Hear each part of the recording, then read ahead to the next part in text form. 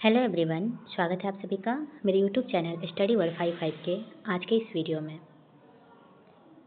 तो आज बीएससीसी inter level के लिए प्रैक्टिस सेट नंबर 7 कराने जा रही हूँ मैं आप लोगों के साथ।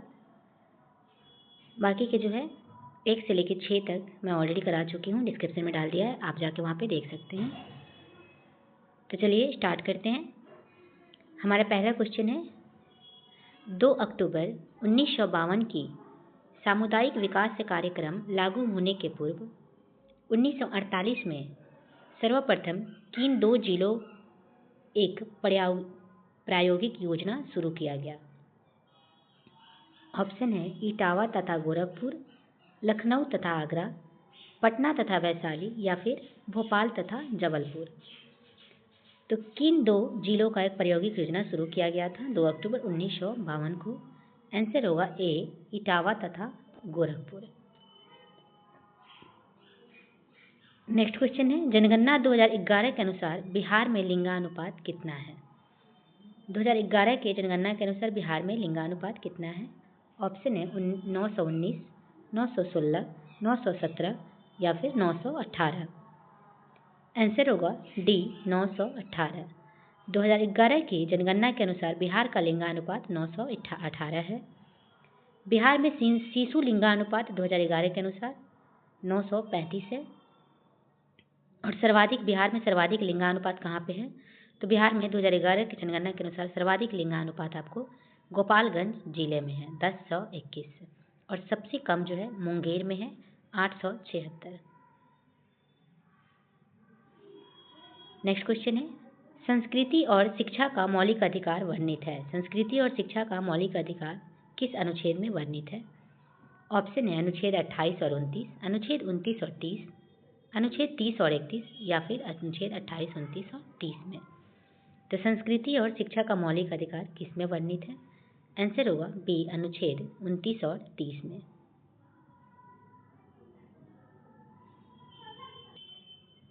नेक्स्ट क्वेश्चन है, कमला की सहायक नदियां है।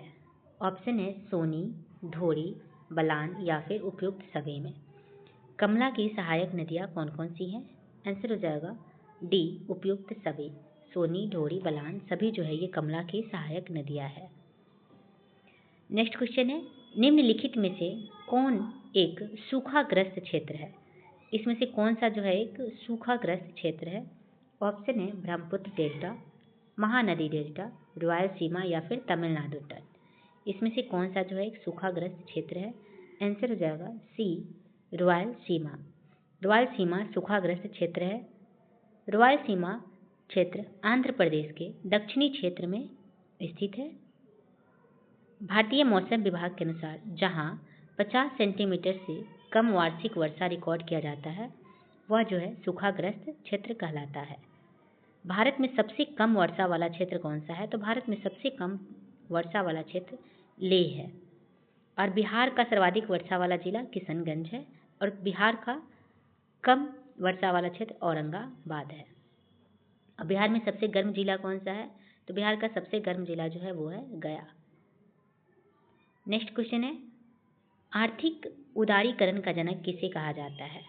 ऑप्शन है P Chidambaram, doctor Manmohan Singh, M S Swaminathan या फिर विमल जलान। तो आर्थिक उदारीकरण का जनक किसे कहा जाता है? आंसर हो जाएगा बी डॉक्टर मनमोहन सिंह को। उदारीकरण का अर्थ है सेवाओं एवं वस्तुओं के उत्पादन एवं वितरण में विभिन्न प्रकारों के बंधनों को कम करना या फिर मुक्त करना। नेक्स्ट क्वेश्चन है, भारत एवं पाकिस्तान का विभाजन किस योजना के तहत हुआ था? ऑप्शन है माउंटबेटन योजना, क्रिप्स योजना, चेम्सफोर्ड योजना या फिर वेवेल योजना। तो भारत एवं पाकिस्तान का विभाजन किस योजना के तहत हुआ था? तो आंसर हो जाएगा ए माउंटबेटन योजना। लॉर्ड माउंटबेटन भारत के अंतिम वायसराय एवं स्वतंत्र भारत के प्रथम गवर्नर जनरल थे। भारत पाकिस्तान का विभाजन धर्म के आधार पर हुआ था। और क्रिप्स मिशन 1942 ईस्वी में सर स्टैफर्ड क्रिप्स के नेतृत्व में आया था। वेवेल योजना को शिमला सम्मेलन के नाम से भी जाना जाता है, जो जून जुलाई 1945 ईस्वी में आयोजित किया गया था, जिसमें भारत विभाजन रोकने का असफल प्रयास किया गया। नेक्स्ट क्वेश्चन है, अफीम पौधों के किस भाग से बनाई जाती है? ऑप्शन है जड़, तना, पत्ती या फूल। अफीम पौधों के किस भाग से बनाई जाती है? आंसर हो जाएगा डी, फूल। अफीम पौधों के फूल से प्राप्त किया जाता है। साइकस के तनों से मंड निकालकर खाने वाला साबूदाना बनाया जाता है। नेक्स्ट क्वेश्चन है, भूकंप होने से क्या होता है? ऑप्शन है वर्षा, दरार, बारूद विस्फोट या फिर आंधी तूफान। तो भूकंप होने से क्या होता है? आंसर हो जाएगा बी, दरार। भूकंप होने से जो है दरारें आ जाती हैं। भूकंप प्लेट विवर्तनिक क्रिया द्वारा होती है। भूकंप को मापने का स्केल है रिक्टर स्केल। सिस्मोग्राफ से भूकंप की तीव्रता का अध्ययन किया जाता है।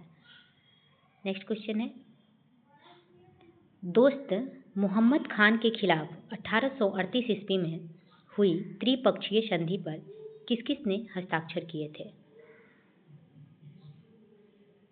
आंसर हो जाएगा डी, लॉर्ड ऑकलैंड, महाराजा रंजीत सिंह और शाह शुजा। ये तीनों ने मोहम्मद खान के खिलाफ 1838 ईस्वी में त्रिपक्षीय संधि पर हस्ताक्षर किए थे।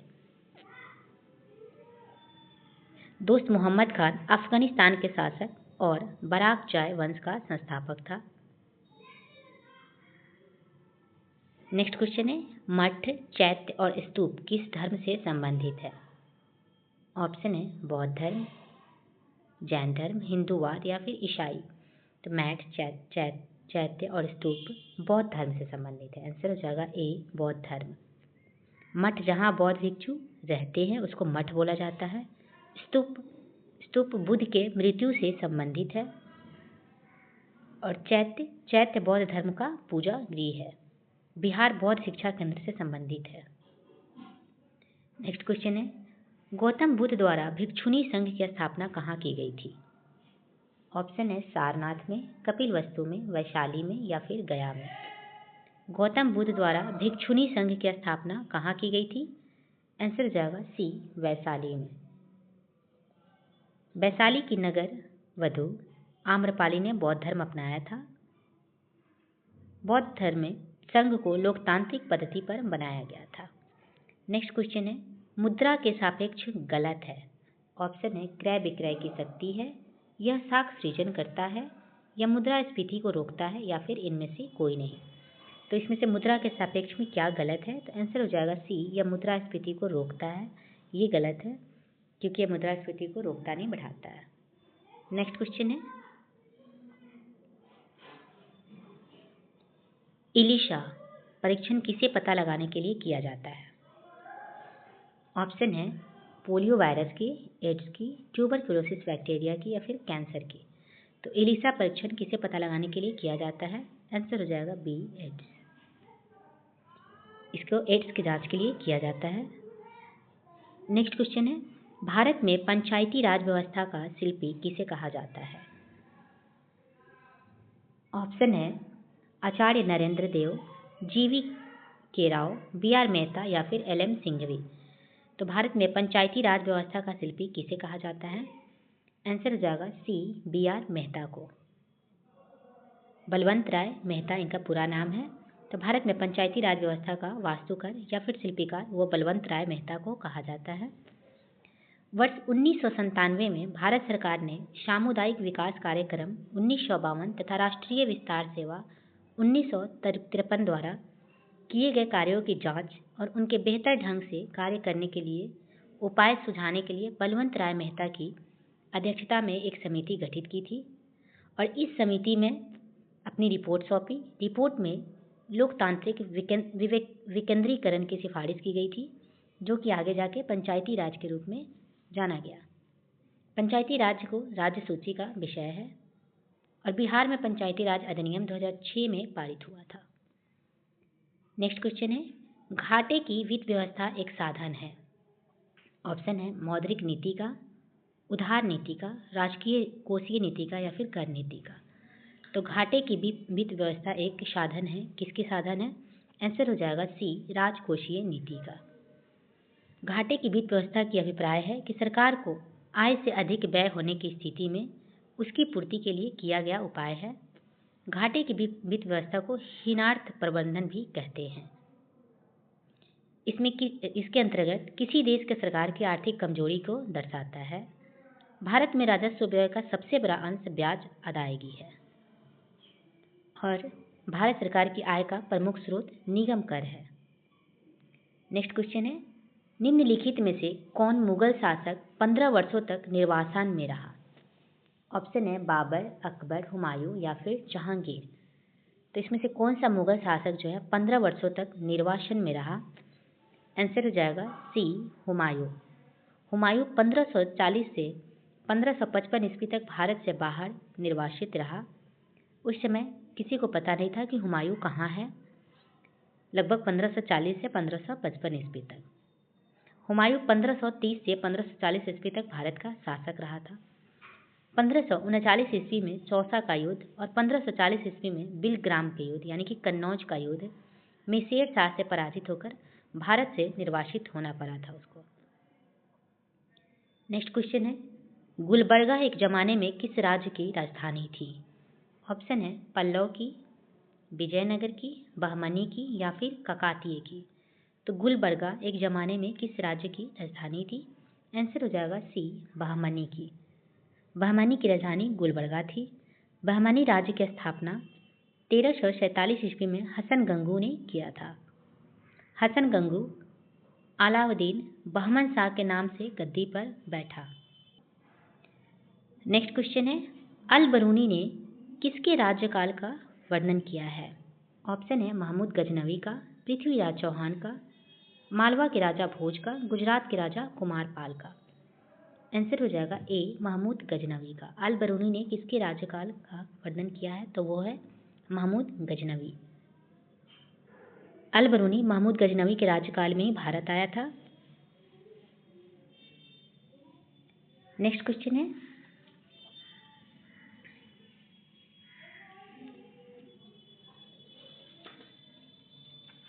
गुरु तेग बहादुर को मृत्युदंड किसने दिया था? ऑप्शन है जहांगीर ने, शाहजहां ने, औरंगजेब ने या फिर बहादुर शाह प्रथम ने। गुरु तेग बहादुर को मृत्युदंड किसने दिया था? आंसर होगा सी, औरंगजेब ने। औरंगजेब ने गुरु तेग बहादुर सिख के जो 9वें गुरु थे उनको जो है मृत्युदंड दिया थे, जो कि 1675 ईस्वी में इनको मृत्युदंड दिया गया था। और सिख के जो 5वें गुरु अर्जुन देव थे उनको जो है जहांगीर ने 1606 ईस्वी में मृत्युदंड दिया था। नेक्स्ट क्वेश्चन है, टीपू सुल्तान की 1799 में किस युद्ध के दौरान मृत्यु हुई? ऑप्शन है द्वितीय आंग्ल मैसूर युद्ध, पोर्टो नोवो का युद्ध, चतुर्थ आंग्ल मैसूर युद्ध या फिर उपयुक्त में से कोई नहीं। तो टीपू सुल्तान की मृत्यु जो कि 1799 ईस्वी में हुई, तो ये किस युद्ध के दौरान हुई थी? आंसर होगा सी, चतुर्थ आंग्ल मैसूर युद्ध के दौरान जो है इनकी मृत्यु हो गई। टीपू सुल्तान की मृत्यु 4 मई 1799 ईस्वी में श्रीरंगपट्टनम में युद्ध लड़ते हुए हो गई थी। मैसूर राज्य की स्थापना 1761 ईस्वी में हैदर अली द्वारा किया गया था। मैसूर राज्य और अंग्रेजों के बीच 4 युद्ध हुआ था, जिसमें प्रथम आंग्ल मैसूर युद्ध वो जो है 1767 से 1769 मद्रास की संधि के द्वारा समाप्त हुआ। द्वितीय आंग्ल मैसूर युद्ध जो कि 1780 से 84 हुआ था, ये मंगलोर की संधि के द्वारा समाप्त हुआ। तृतीय आंग्ल मैसूर युद्ध 1790 से 92 में हुआ था, जो कि श्रीरंगपट्टनम की संधि के द्वारा समाप्त हुआ। और चतुर्थ आंग्ल मैसूर युद्ध जो कि 1799 ईस्वी के समय गवर्नर जनरल लॉर्ड वेलेजली थे। नेक्स्ट क्वेश्चन है, मौर्य काल में भारत का किन देशों से अधिक व्यापारिक संबंध था? ऑप्शन है पश्चिम तथा मध्य पूर्व, केवल पश्चिमी देशों से, चीन, मध्य एशिया, बर्मा, दक्षिणी एशिया और कुछ पश्चिमी देशों के साथ, या फिर उपयुक्त में से कोई नहीं।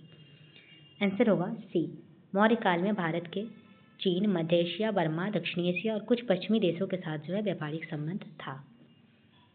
नेक्स्ट क्वेश्चन है, वर्ष 1928 में हिंदुस्तान सोशलिस्ट रिपब्लिकन एसोसिएशन की स्थापना कहाँ हुई थी? ऑप्शन है कानपुर में, दिल्ली में, इलाहाबाद में या फिर लाहौर में। आंसर होगा बी, दिल्ली में। 1928 में हिंदुस्तान के सोशलिस्ट रिपब्लिकन एसोसिएशन की स्थापना दिल्ली में हुआ था और इसकी स्थापना फिरोज शाह कोटला के आयोजन में बैठक की अध्यक्षता चंद्रशेखर आजाद ने किया था।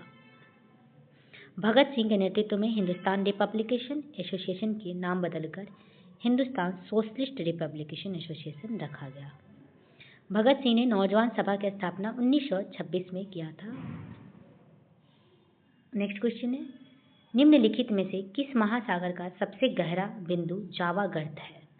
ऑप्शन है आर्कटिक महासागर, प्रशांत महासागर, हिंद महासागर या फिर अटलांटिक महासागर। आंसर होगा सी, हिंद महासागर। हिंद महासागर का सबसे गहरा बिंदु जावा गर्त है। जावा गर्त को सुंडा गर्त के नाम से भी जाना जाता है। सुंडा गर्त पूर्वोत्तर हिंद महासागर में स्थित है।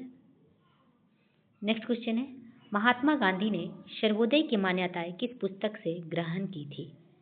ऑप्शन है the last world, unto this last, world is not enough, a passage to India. Answer होगा B, unto the last. Next question है, बिहार का पहला दैनिक हिंदी समाचार पत्र कौन था? ऑप्शन है बिहार बिंदु, सर्वहितैषी, आर्यव्रत या फिर हिंदुस्तान। बिहार का पहला दैनिक हिंदी समाचार पत्र कौन था? आंसर होगा बी, सर्वहितैषी। बिहार का पहला दैनिक हिंदी समाचार पत्र सर्वहितैषी था। सर्वहितैषी समाचार पत्र 1890 में पटना से प्रकाशित हुआ था। नेक्स्ट क्वेश्चन है,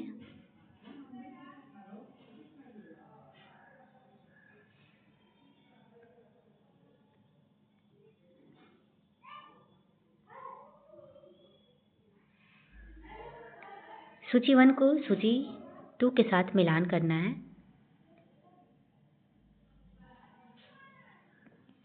जो कि नारा है और किसके द्वारा ये बोला गया है। तो मेरे शरीर पर पड़ी एक एक लाठी ब्रिटिश साम्राज्य के कफन में किल सिर होगी। ये जो कि है साइमन कमीशन के द्वारा, साइमन कमीशन में लाला लाजपत राय के द्वारा बोला गया था। तो मतलब ए का 3 हो जाएगा, जो कि ऑप्शन नंबर बी में दिख रहा है, बाकी सब में नहीं दिख रहा है। तो इसका आंसर तो लगभग बी ही हो जाएगा। फिर भी सेकंड देखते हैं, हमने घुटने टेक कर रोटी मांगी किंतु उत्तर में हमें पत्थर मिले। ये किनके द्वारा बोला गया था? तो ये आपको महात्मा गांधी के द्वारा बोला गया था। इंकलाब जिंदाबाद, ये भगत सिंह के द्वारा बोला गया है। सतत जागरूकता ही स्वाधीनता का मूल्य है, ये जवाहरलाल नेहरू के द्वारा बोला गया। आंसर हो जाएगा बी, 3, 2, 4, 1। नेक्स्ट क्वेश्चन है, 1940 के व्यक्तिगत सविनय अवज्ञा आंदोलन में दूसरा सत्याग्रही किसे चुना गया था? ऑप्शन है आचार्य विनोबा भावे, जवाहरलाल नेहरू, सरदार वल्लभ भाई पटेल या फिर सुभाष चंद्र बोस। आंसर होगा बी, जवाहरलाल नेहरू। 1940 के व्यक्तिगत सविनय अवज्ञा आंदोलन में दूसरे सत्याग्रही जो थे वो जवाहरलाल नेहरू थे। प्रथम जो थे वो आचार्य विनोबा भावे थे। 17 अक्टूबर 1940 को व्यक्तिगत सत्याग्रह प्रारंभ किया गया था। प्रथम सत्याग्रही विनोबा भावे थे, तीसरे सत्याग्रही ब्रह्मदत्त थे, दूसरे जो है जवाहरलाल नेहरू थे। नेक्स्ट क्वेश्चन है, लोकमान्य तिलक किस विचारधारा के पोषक थे? ऑप्शन है उदारवादी, उग्र विचारधारा, क्रांतिकारी या फिर गांधीवादी। आंसर होगा बी, उग्र विचारधारा। लोकमान्य तिलक उग्र विचारधारा के पोषक थे। बाल गंगाधर तिलक को भारत में उग्र विचारधारा का जनक माना जाता है। बाल गंगाधर तिलक, विपिन चंद्रपाल एवं लाला लाजपत राय उग्र विचारधारा के नेता थे। नेक्स्ट क्वेश्चन है, 1923 ईस्वी में चित्तरंजन दास और पंडित मोतीलाल नेहरू ने जिस स्वराज दल का निर्माण किया था उनका मुख्य कार्यक्रम क्या था? ऑप्शन है कांग्रेस का विरोध, चुनावों का विरोध, विदेशी वस्तुओं का बहिष्कार या फिर चुनाव जीतकर विधानमंडलों में जाकर सरकार का विरोध। आंसर होगा डी, चुनाव जीतकर विधानमंडलों में जाकर सरकार का विरोध करना। स्वराज पार्टी की स्थापना 1923 ईस्वी में इलाहाबाद के आनंद भवन में हुआ था। नेक्स्ट क्वेश्चन है, भारत के उत्तरी मैदान पूरी तरह से किस मिट्टी से निर्मित है? ऑप्शन है काली मिट्टी, जलोढ़ मिट्टी, पीली मिट्टी या फिर शुष्क मिट्टी। तो भारत के उत्तरी मैदान पूरी तरह से किस मिट्टी से निर्मित है? आंसर होगा बी, जलोढ़ मिट्टी। नेक्स्ट क्वेश्चन है, सर्वोच्च न्यायालय को संविधान के किस अनुच्छेद के अंतर्गत मूल अधिकारों की रक्षा के लिए रिट जारी करने का अधिकार है? ऑप्शन है अनुच्छेद 14, 16, 31 या फिर 32। आंसर होगा डी अनुच्छेद 32। अनुच्छेद 32 के अधीन सर्वोच्च न्यायालय संविधान के अधीन अधिकारों की रक्षा के लिए रीट जारी कर सकते हैं। अनुच्छेद 32 को डॉक्टर अंबेडकर ने संविधान का हृदय और आत्मा कहा है। अनुच्छेद 32 के अधीन मौलिक अधिकार के हनन होने पर 5 रीट उच्चतम न्यायालय जारी कर सकता है।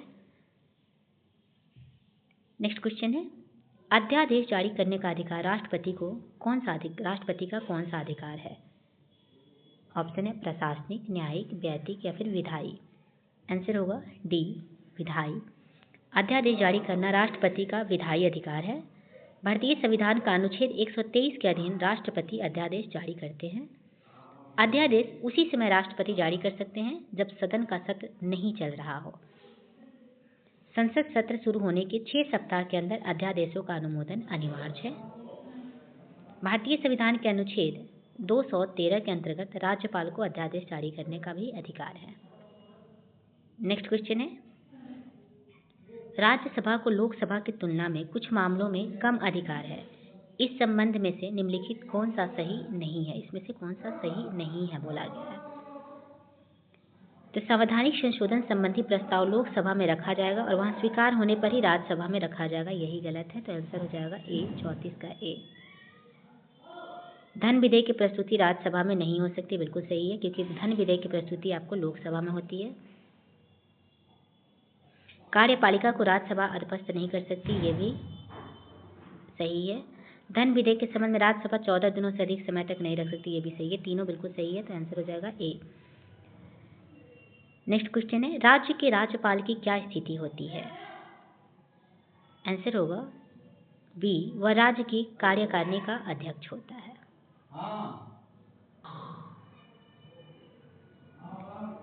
नेक्स्ट क्वेश्चन है, भारत के शासन को संसदीय कहा जाता है क्योंकि ऑप्शन है संसद एक प्रभुता संपन्न संस्था है, संसद जनता के द्वारा चुनी जाती है, संसद में 2 सदन होते हैं, कार्यकारिणी व्यवस्थापिका के प्रति उत्तरदायी है।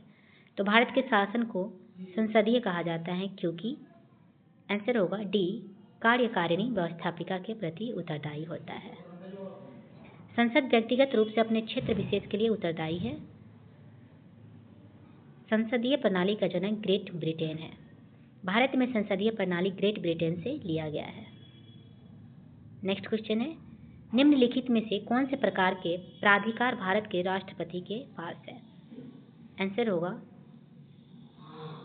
डी।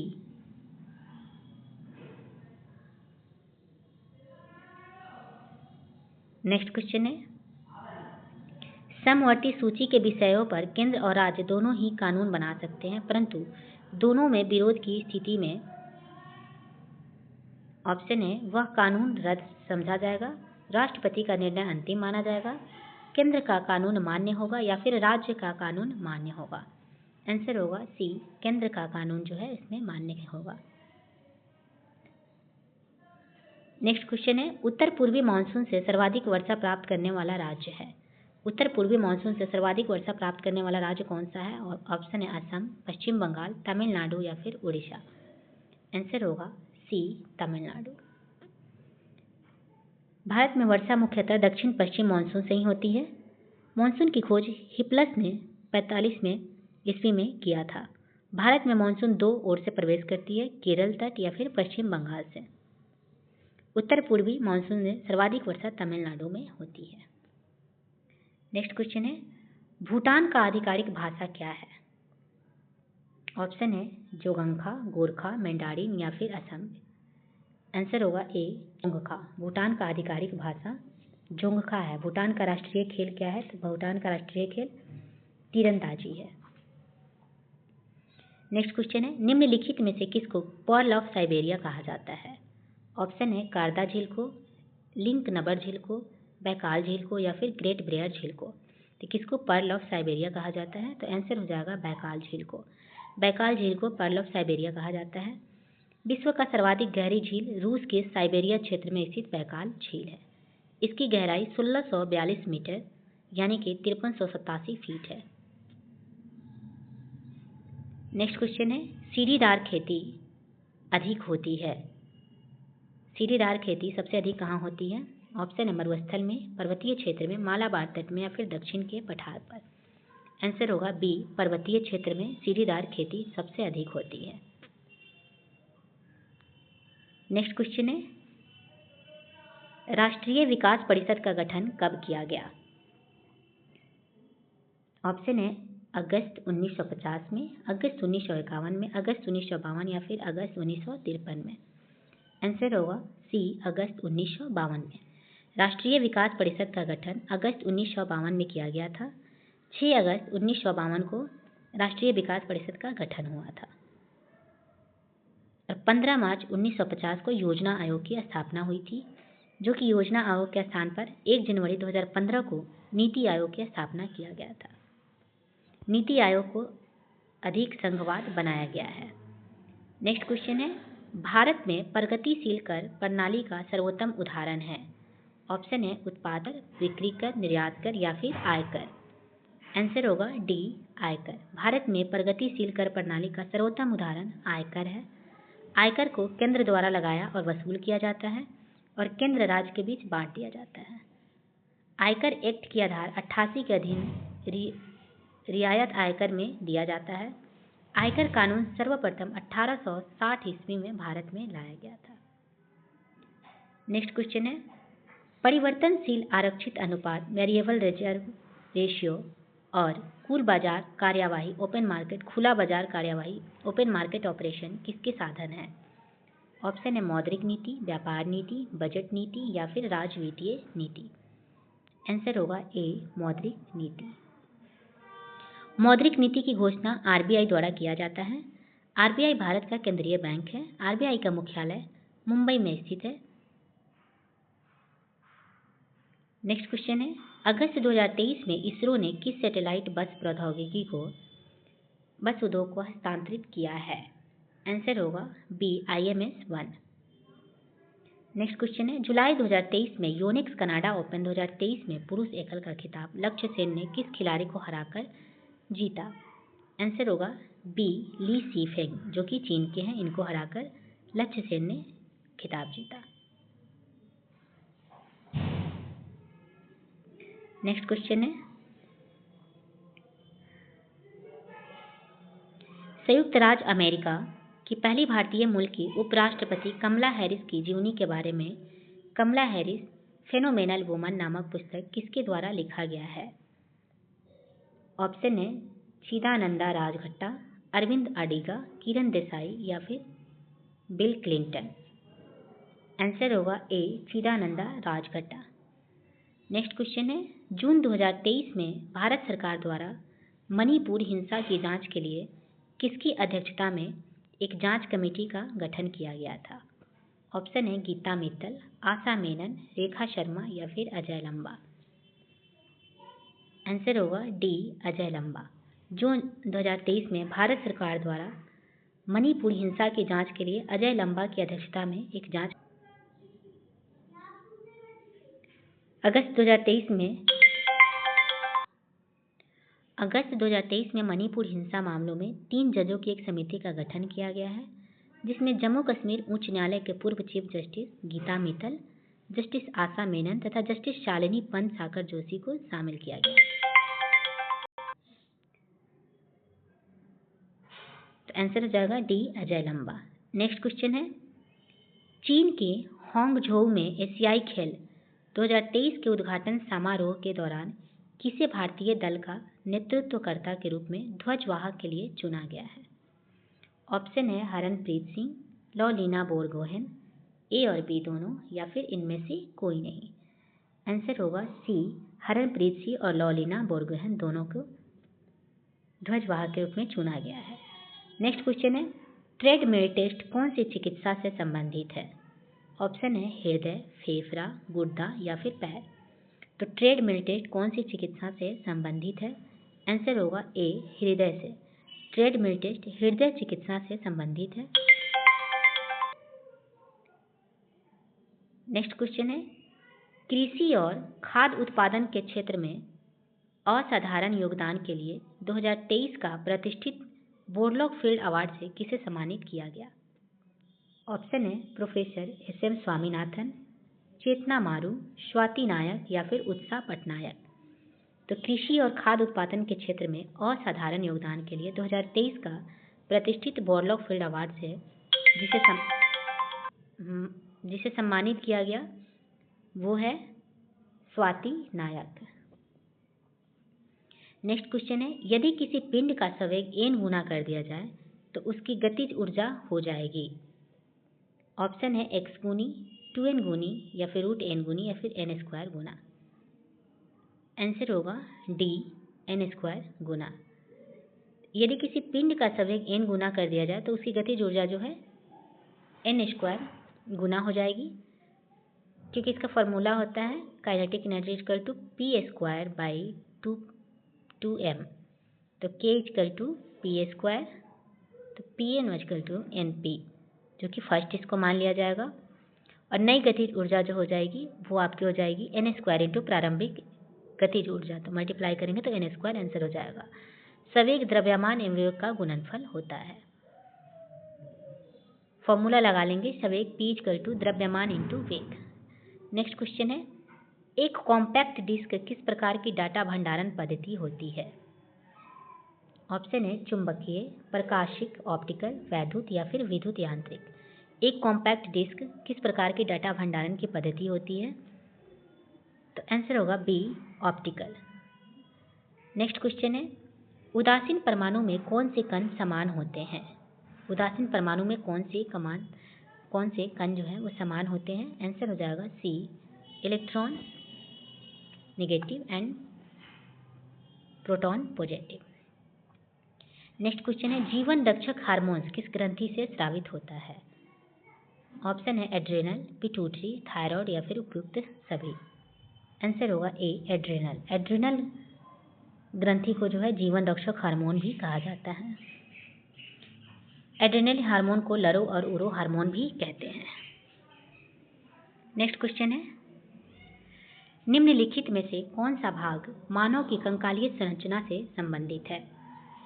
ऑप्शन है मूत्रमार्ग, जांघ की हड्डी, पुतली या फिर प्लीहा।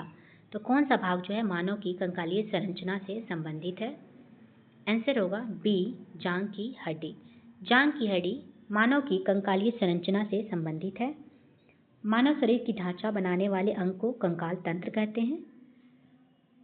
मनुष्य के शरीर में 206 हड्डियां पाई जाती है।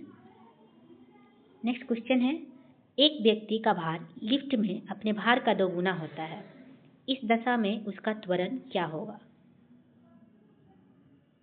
ऑप्शन है जी ऊर्ध्वाधर नीचे की ओर, जी ऊर्ध्वाधर ऊपर की ओर, 0 या फिर 4g ऊर्ध्वाधर ऊपर की ओर। आंसर होगा बी, जी ऊर्ध्वाधर ऊपर की ओर। एक व्यक्ति का भार लिफ्ट में अपने भार का 2 गुना होता है, इस दिशा में उसका त्वरण होगा जी ऊर्ध्वाधर ऊपर की ओर, क्योंकि इसका फॉर्मूला हो जाएगा r minus M G equal to M A. तो r equal to M A plus M G equal to M G plus M G, मतलब r equal to 2mg। Next question है, मानव शरीर विज्ञान के संदर्भ में निम्न में से कौन सा लोब मुख्य रूप से दृश्य सूचना से संबंधित है। ऑप्शन है temporal lobe, occipital lobe, parietal lobe या फिर फ्रंटल लोब। आंसर होगा बी, ऑक्सीपिटल लोब। मानव शरीर क्रिया विज्ञान के संदर्भ में ऑक्सीपिटल भाग मुख्य रूप से दृश्य संरचना से संबंधित है। पश्च मस्तिष्क मस्तिष्क का सबसे पिछला भाग होता है। पश्च मस्तिष्क सेरिबेलम एवं मेडुला ऑब्लोगाटा का बना होता है। सेरिबेलम का मुख्य कार्य शरीर का संतुलन बनाए रखना होता है और मेडुला ऑब्लिगाटा का मुख्य कार्य उपापचय, रक्तदान, आहार नाल के क्रामाकंचन, ग्रंथि स्राव तथा हृदय की धड़कनों का नियंत्रण करता है। नेक्स्ट क्वेश्चन है, निम्नलिखित में से क्या एक गुणसूत्र संबंधी विकार है। ऑप्शन है दात्र कोशिका अरक्तता, सिकल सेल एनीमिया, अति रक्तस्राव हीमोफीलिया, पूटीय तंतुम्यता, सिस्टिक फाइब्रोसिस, डाउन संलक्षण यानी कि डाउन सिंड्रोम। आंसर होगा डी, डाउन लक्षण यानी कि डाउन सिंड्रोम। डाउन सिंड्रोम एक गुणसूत्र संबंधी विकार है। इसमें 21वां गुणसूत्र त्रिसूत्री हो जाता है। इस रोग से ग्रसित रोगी मंदबुद्धि, आंखें टेढ़ी, जीभ मोटी तथा अनियमित शारीरिक ढांचा होता है। इसे मंगोलिज्म भी कहते हैं। नेक्स्ट क्वेश्चन है,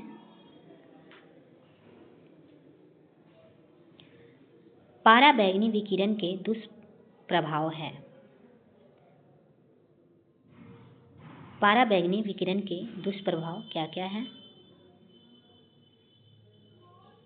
मनुष्य के रोग प्रतिरोधी क्षमता का नष्ट होना, ये इसका दुष्प्रभाव है। मोतियाबिंद होना, ये भी है।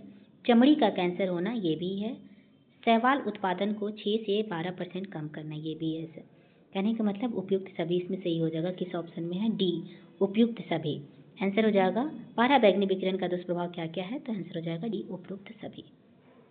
नेक्स्ट क्वेश्चन है, एक स्थलीय पारिस्थितिकी प्रणाली में हरे पौधे अपनी पत्तियां पर पड़ने वाले सूर्य के प्रकाश की लगभग डैश ऊर्जा ग्रहण करते हैं और इसी खाद्य ऊर्जा में परिवर्तित करते हैं। तो कितने % ऊर्जा ग्रहण करते हैं? तो ऑप्शन है 5%, 1%, 15% या फिर 10%। तो एक स्थलीय पारिस्थितिकी प्रणाली में हरे पौधे अपने पत्तियों पर पड़ने वाले सूर्य के प्रकाश की लगभग कितने % करते हैं? तो आंसर हो जाएगा बी, 1%। सूर्य का प्रकाश जो पत्ती पर पड़ता है उसका 83% भाग पत्ती द्वारा अवशोषित, 12% परावर्तित और 5% भाग परागत होता है। पौधों में जल, प्रकाश, पर्णहरित तथा कार्बन डाइऑक्साइड की उपस्थिति में कार्बोहाइड्रेट के निर्माण को प्रकाश संश्लेषण कहते हैं। नेक्स्ट क्वेश्चन है, एक समान वृत्तीय गति में होता है। एक समान वृत्तीय गति में क्या होता है? तो ऑप्शन है चाल और वेग दोनों अचर रहते हैं, चाल और वेग दोनों चर रहते हैं, चाल चर एवं वेग अचर रहते हैं, या फिर चाल अचर एवं वेग चर रहते हैं। तो एक समान वृत्तीय गति में क्या होता है? तो आंसर होगा बी, चाल और वेग दोनों जो है चर रहते हैं। एक समान वृत्तीय गति में चाल अचर एवं वेग चर रहते हैं। इसका आंसर डी होगा। चाल जो है अचर एवं जो है वेग चर रहते हैं। 63 का डी हो जाएगा, चाल अचर एवं वेग चर रहते हैं। नेक्स्ट क्वेश्चन है, किसी द्रव को वाष्प में परिवर्तित कर दूसरे स्थान पर भेजने और फिर उसे ठंडा कर द्रव में परिवर्तित कर लेने की प्रक्रिया क्या कहलाती है? ऑप्शन है वाष्पन, आसवन, संघनन या फिर ऊर्ध्वपातन। तो क्या कहलाती है? आंसर होगा बी, आसवन। किसी द्रव को वाष्प में परिवर्तित कर दूसरे स्थान पर भेजने और फिर उसे ठंडा कर द्रव में परिवर्तित कर लेने की प्रक्रिया को आसवन कहते हैं। द्रव में वाष्पन की क्रिया होती है। ऊर्ध्वपतन की क्रिया कपूर आदि में पाई जाती है। ऊर्ध्वपतन की प्रक्रिया कपूर में पाई जाती है और ऊर्ध्वपतन क्रिया में पदार्थ ठोस से सीधे गैस अवस्था में आ जाते हैं। ठोस से सीधे गैस में। नेक्स्ट क्वेश्चन है, नमक मिश्रित कपूर को शुद्ध किया जा सकता है। ऑप्शन है आसवन के द्वारा, प्रभाजी आसवन के द्वारा, ऊर्ध्वपतन द्वारा या फिर वर्ण लेखन द्वारा। तो नमक मिश्रित कपूर को शुद्ध किया जा सकता है किसके द्वारा? आंसर होगा सी, ऊर्ध्वपतन के द्वारा। इस विधि से कर्पूर, नैप्थलीन, अमोनियम क्लोराइड, एंथ्रासीन आदि को अलग करते हैं। ऊर्ध्वपतन विधि द्वारा दो ऐसे ठोसों के मिश्रण को अलग करते हैं जिसमें एक ठोस ऊर्ध्वपातित सब्लिमेट हो और दूसरा नहीं हो। नेक्स्ट क्वेश्चन है, केंचुए का मुख्य विसर्जित पदार्थ जो नेफ्रेडिया द्वारा छोड़ा जाता है। ऑप्शन है अमोनिया, अमीनो अम्ल, यूरिया या फिर यूरिक अम्ल। तो केंचुए का मुख्य विसर्जित पदार्थ जो नेफ्रेडिया द्वारा छोड़ा जाता है वो कौन सा है? आंसर होगा सी, यूरिया। केंचुए का मुख्य विसर्जित पदार्थ यूरिया जो नेफ्रेडिया द्वारा छोड़ा जाता है। केंचुए को किसान का मित्र भी कहा जाता है। यूरिया में नाइट्रोजन की मात्रा 46% होता है। केंचुआ एक उभयलिंगी जीव है जो कि एनालिडा समूह के अंतर्गत आता है। नेक्स्ट क्वेश्चन है, कोरल बनने का मुख्य संबंध है। ऑप्शन है मोलास्का में, प्रोटोजोआ में, एंथोजोआ से या फिर पोडीफेरा से। कोरल बनने का मुख्य संबंध किससे है? आंसर होगा सी, एंथोजोआ से। एंथोजोआ से कोरल को बनने का संबंध है। परवाल भीति ऑस्ट्रेलिया का ग्रेट बैरियर रीफ है। भारत का लक्षद्वीप केंद्र शासित प्रदेश है जो प्रवाल भित्ति से निर्मित है। कोरल भित्ति जल के अंदर परितंत्र के विकास में एक महत्वपूर्ण भूमिका निभाता है, जो समूह में विकसित होता है, जिसे कोरल पैलिप्स कहा जाता है। नेक्स्ट क्वेश्चन है, रसायन विज्ञान में प्रथम नोबेल पुरस्कार विजेता कौन है? ऑप्शन है madam Curie, Rutherford, Emil Fischer या फिर जोकोबस हेनरी कस्टस वैट हॉप। आंसर होगा D, Jacobus Henricus Van't Hoff. रसायन विज्ञान में प्रथम नोबेल पुरस्कार इनको ही मिला था। भौतिकी का प्रथम नोबेल पुरस्कार किन्हें मिला था? तो भौतिकी का प्रथम नोबेल पुरस्कार विलियम रॉन्टजॉन को दिया गया था। नोबेल पुरस्कार 1901 से दिया जाता है। नेक्स्ट क्वेश्चन है, सुमेलित करना है। तो गोबर गैस, गोबर गैस का फुल फॉर्म होगा CH4 मीथेन। कोल गैस का हो जाएगा H2 + CH4 + CO। Producer gas कौन सा है? तो प्रोड्यूसर गैस आपका हो जाएगा CO + N2। वाटर गैस मतलब CO + H2। ऑप्शन हो जाएगा A 3 4 2 1। नेक्स्ट क्वेश्चन है, मृत्युपरांत शरीर की जांच अथवा पोस्टमार्टम की क्या कहते हैं? मृत्युपरांत शरीर की जांच अथवा पोस्टमार्टम को क्या कहा जाता है? ऑप्शन है बायोप्सी, ऑटोप्सी, डायलिसिस या फिर स्टेरिलाइजेशन। आंसर होगा बी, ऑटोप्सी। मृत्युपरांत शरीर की जांच अथवा पोस्टमार्टम को ऑटोप्सी कहते हैं। ऑटोप्सी के द्वारा मृत्यु के वास्तविक कारणों को जानने का प्रयास किया जाता है और किडनी के संक्रमण या किडनी रोग से पीड़ित व्यक्ति के उपचार के लिए डायलिसिस विधि का उपयोग किया जाता है। नेक्स्ट क्वेश्चन है, मानव शरीर में भोजन के पाचन के संदर्भ में लाइपेज का स्राव कहाँ से होता है? ऑप्शन है अमाशय, यकृत, छोटी आंत या फिर अग्न्याशय। आंसर होगा ए, अमाशय से। मानव शरीर में भोजन के पाचन के संदर्भ में लाइपेज का स्राव अमाशय से होता है और यकृत शरीर की सबसे बड़ी ग्रंथि है। भोजन छोटी आंत में मुख्यतः पचती है। तो चलिए आज का वीडियो यहीं पे समाप्त करते हैं। नेक्स्ट प्रैक्टिस से मैं नेक्स्ट लेकर आऊँगी, तो आप लोग चैनल को सब्सक्राइब जरूर कर लीजिएगा। Thank you very much.